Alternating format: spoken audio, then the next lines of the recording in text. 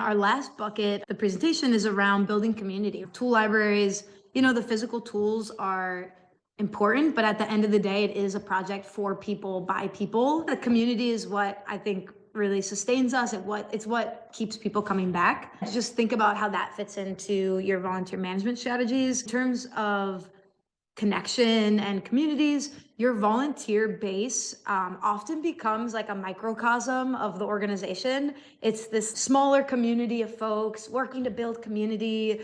It's a place, I know, for us where we get to learn a lot about code of conduct and values. It's like this built-in group of folks, like Josh talked about earlier, that are there because they love this place, they want to make it better. We've heard a lot of volunteers talk about this concept of a third place, right? So there's the home, there's work. What are these third places? How have we lost third places with the privatization of public resources? And that's maybe another presentation.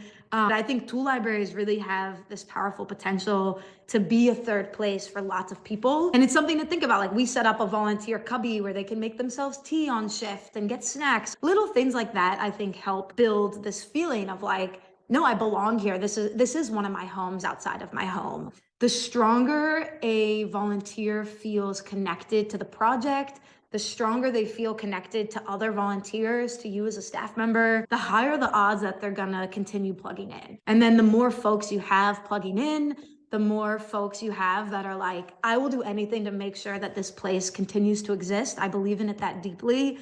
The more sustainable your project is. It also relates to this sense of shared ownership. If folks are just like, you know, a warm body doing a transaction, that's going to be a really different feeling than someone who's like, why do we store Dremels here without any of their attachments? Wouldn't it make sense for everything to be stored like this? What do you guys think about that? And then they make it happen. You know, that's going to lead to them feeling more connected to the work.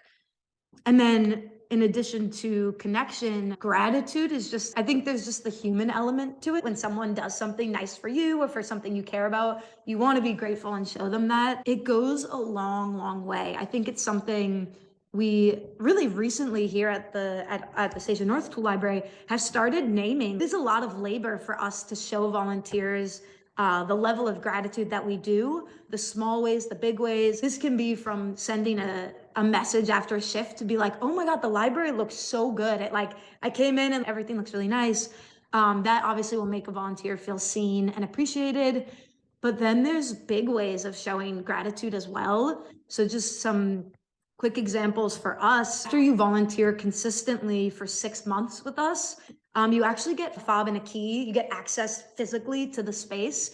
You can come in and borrow tools outside of traditional hours. You get storage we have a wood shop and classes and open shop as well. So you can store projects here. We would never be able to do that for our 1,800 members, but that's something that we are thinking of. What are all the ways that we can show volunteers we appreciate them, the tangible and the intangible, small and big ways. We listed a theme, I think, between me and Josh as well. Josh, I'll let you hit it. Talk about snacks. Yeah, it's low-hanging fruit, so to speak. You gotta have those snacks. It's just like an easy one to do. It's very tangible, and I think it gets overlooked. But it's a very easy way to show appreciation and keep people happy on shifts and during volunteer opportunities. So don't forget the snacks. Definitely. We actually just got to a point as a team where we're like upping the budget for food because we're like, maybe this actually isn't the place to cut. This is the place we want to invest more into, especially if we have volunteer meetings that we really want folks to be at to talk about strategic planning or something like that. Then we even try to like up the snacks. Now we're at a place where we're like, can we have meals? Can we really like feed people and bond over that? One other thing on gratitude, just to give you an example, I think that like different tool libraries have a different culture around how we show love for the volunteers that are making this place run. They're doing a lot of the day-to-day operations. One thing that is a tradition I inherited coming on as staff is a tool library camping trip. So we literally call it camp. We screen print special t-shirts for it. We have maker activities. It's like a multi-night weekend where we're carving spoons by the fire. We go tubing. It's very involved. The planning, the food, the activities, but it is truly a highlight of the year.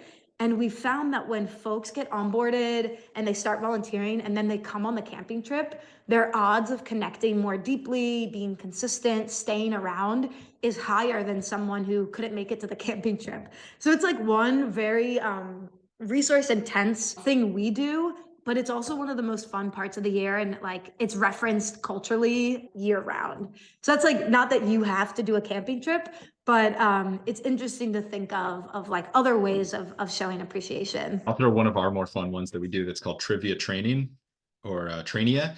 And this is a training that's very loosely veiled as a trivia night, but it's really fun. Our volunteers come and they get split up into groups of 4, and usually with people they don't know very well and different skill levels, maybe folks that are board members that have been there from the beginning and brand new volunteers.